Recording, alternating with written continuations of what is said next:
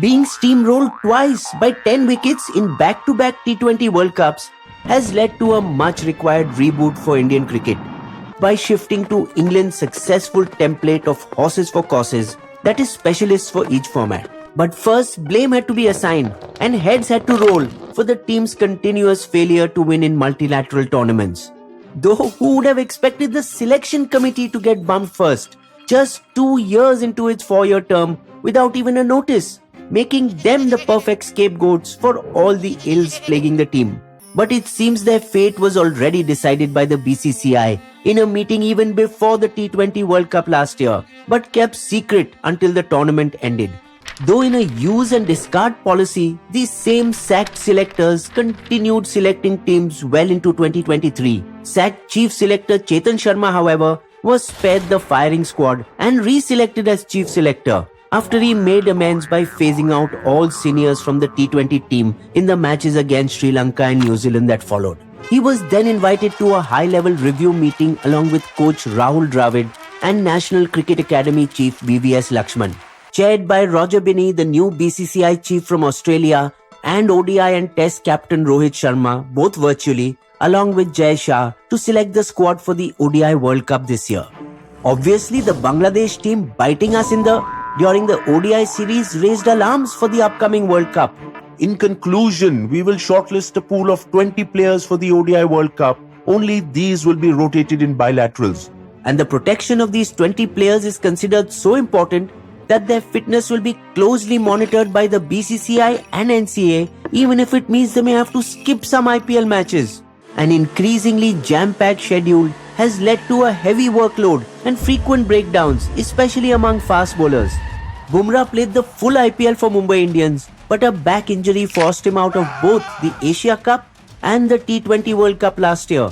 However, will IPL franchisees who have paid big bucks for them be ready to let the star player rest out some matches? Till now, franchisees have shared players' fitness reports but refused to give BCCI the right to manage them directly. But they listen to the cricket boards of England and Australia, who restrict the number of overs their bowlers can bowl in both IPL matches and even in the nets.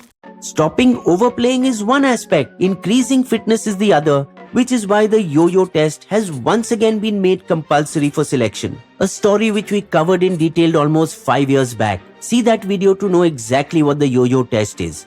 A test Rohit used to easily pass earlier. But will the Vada Pav captain now be able to do so, especially as the standards have been upped? Rohit is the only batsman that has had to take frequent breaks to recharge or nurse his niggles, as age is catching up on him.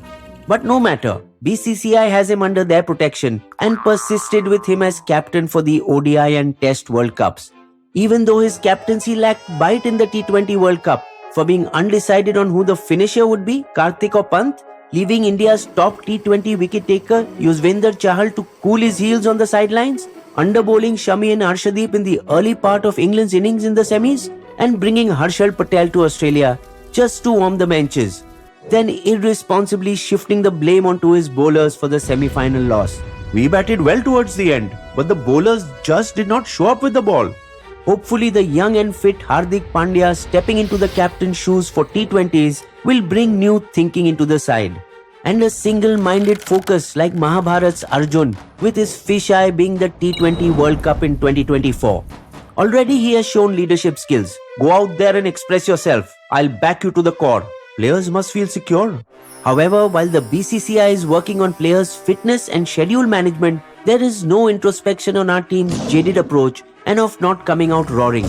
Like how to emulate the youthful and aggressive English mindset. I'm not really interested in a power score. I want a winning score. Which they also developed only after adversity when Bangladesh knocked them out in the 2015 ODI World Cup. That humiliation compelled them to take an aggressive avatar and win both the 2019 ODI World Cup and the 2022 T20 World Cup, the former on home soil.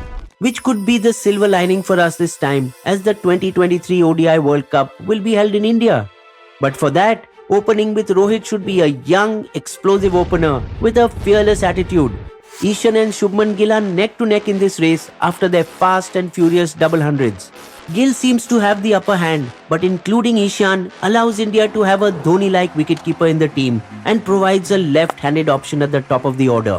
Kohli at number 3 has rediscovered his form after a long drought and can perform the role of sheet anchor, being there till the finish line. Still, a solid backup for this slot is needed as he will soon be riding into the sunset. Natural power hitters like Sanju Samson fit the bill here, or even Deepak Hooda, who can also bowl part-time off-spin.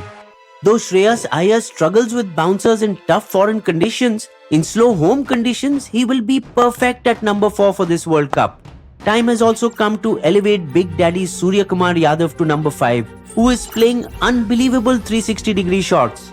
It will be a shame if this as if walking on water saint, having saved the team multiple times in dire situations in T20s, doesn't get a look into the ODI team.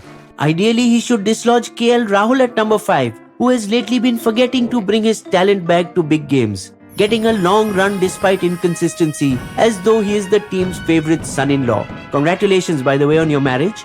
But having performed decently in recent bilateral ODI series, he will probably get to keep his place. Especially after a sleepy Rishabh Pant, another contender for number 5, unfortunately had a severe car accident. Now, after undergoing knee surgery, he will be in a race against time to be fit for the World Cup. If only he had listened to Shikhar Dhawan's advice. फिर भी एक advice जो आप मेरे को देना चाहो, बिल्कुल बिल्कुल गाड़ी आराम से चलाया कर. Coming to the all-rounders, Ravindra Jadeja is the only proven spin batting all-rounder, with his backups being Washington Sundar and Akshar Patel, while Hardik is India's lone pace batting all-rounder, unlike England, who have multiple options like Ben Stokes, Sam Curran and Chris Wokes to overpower teams.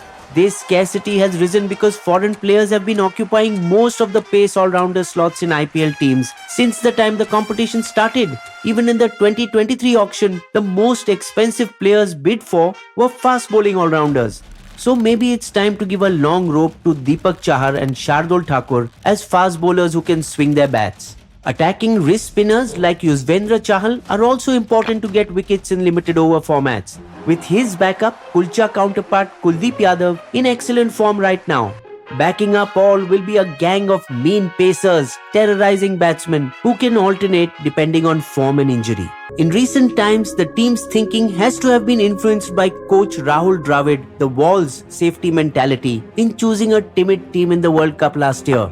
Also, his failure to heed chief selector Chetan Sharma's suggestion during the T20 World Cup, Pant and Chahal should play, were for reasons best known to them ignored by the coach-captain duo. Will the new set of selectors with a combined experience of 143 internationals be able to stand up to the 788 games that the Rohit Dravid duo has played? It's time India's selectors get respect after being relegated to just taking notes from the captain in the last few years. And not become what former batsman Mohinder Amarnath once mocked? A bunch of jokers. Maybe, like separate captaincy, it's time to have separate coaches for white and red ball cricket, especially after the 2023 ODI World Cup. Keep Dravid for tests and look for a foreign coach in the shorter formats. Don't forget that it was under Gary Kirsten when India won the 2011 ODI World Cup and Duncan Fletcher, with whom we won the 2013 Champions Trophy. Even the biggest IPL champ teams, Mumbai and CSK, have foreigners as coaches, Mahila Jayawardene and Stephen Fleming. So how come the chief selector, sacked for poor performance, is back? Was it because Chetan Sharma was BJP's sports cell head for 10 years? BCCI is, after all, now tagged as BJP's control over cricket in India body, though that doesn't seem to be coming in the way of player selection. Only when all stakeholders, BCCI, selectors, coach, players and captains unite, will India stand a chance of winning World Cups. Bisbo's Limerick.